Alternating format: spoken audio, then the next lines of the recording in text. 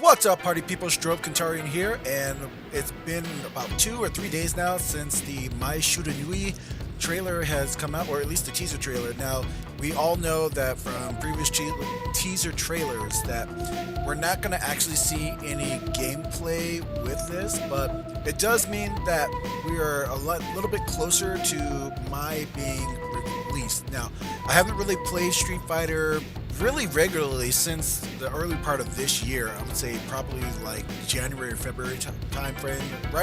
Coincidentally, right when Tekken 8 came out, and I've been pretty much on a hard Tekken 8 kick since. But I've also been kind of going through a character crisis with Street Fighter 6. I was playing as Ryu, and I've always kind of gone to Ryu initially.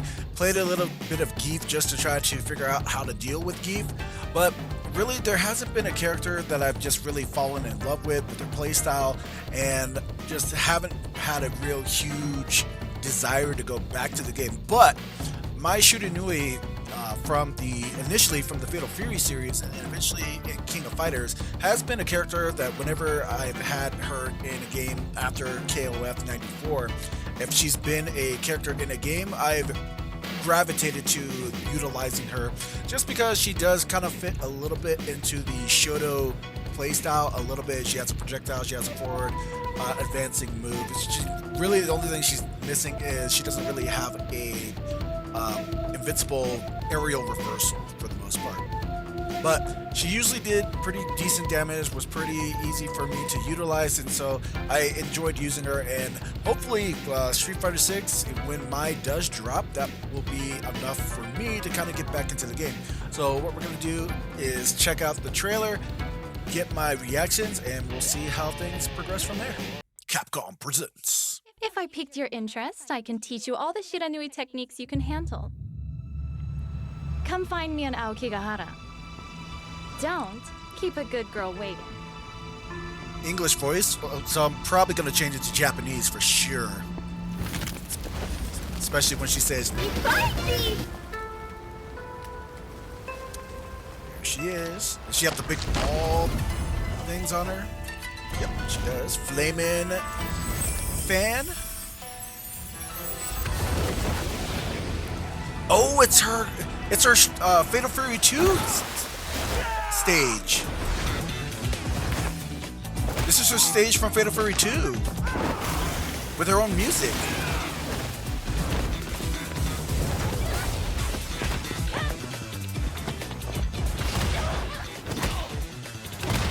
But one thing they did tone down, it looks like they definitely toned down Mai's bounciness, because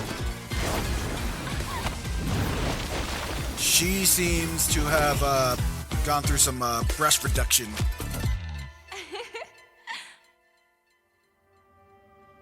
Is that it?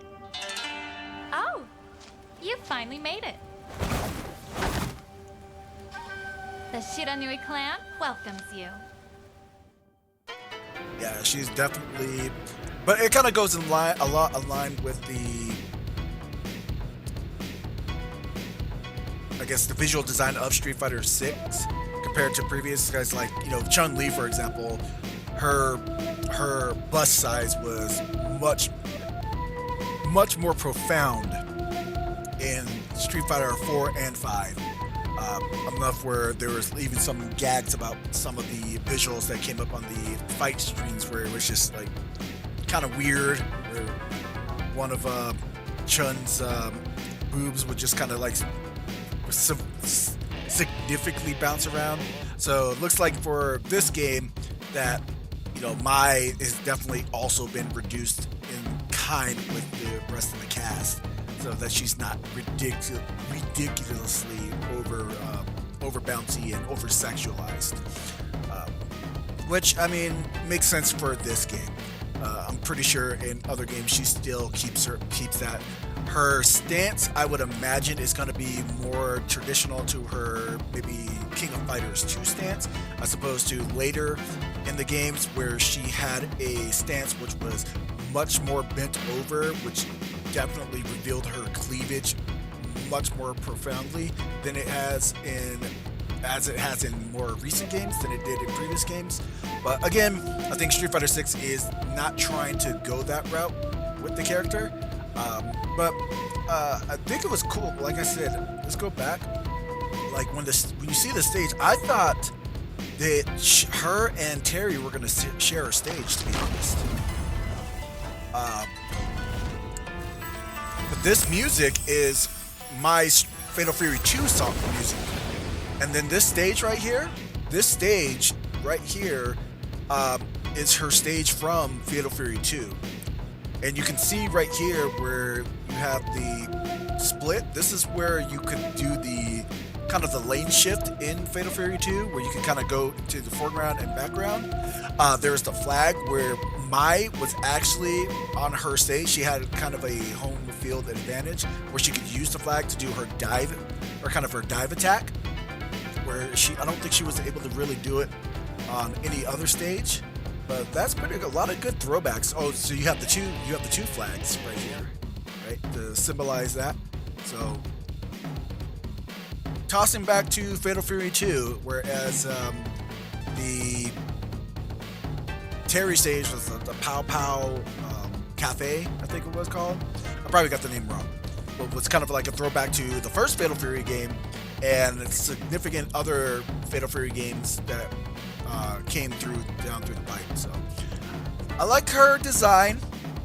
Very traditional. Like I said, it reminisces more of her Fatal Fury 2 look, with the exception of this kind of ball thing that she has back there. And again, when she fights, I'm pretty sure she's going to have a more upright stance versus her bent over, more revealing stance that she took later in her fighting game career. I just don't see with her visual design this way. Let's see if we can get a good look at her. This went too fast. Let's see if I can get a good look at her just standing upright, so you can see her full body for the most part. Right here is pretty, so you can see, she's kind of standing more upright, but her bust size is not overly exaggerated where it has been in previous games. And because of that, like I said, I don't foresee her having that crouching down low stance. Probably something closer to Fatal Fury 2. But overall, it's okay. I'm not blown away by her design. It looks like I think probably see more when it comes to her actual gameplay.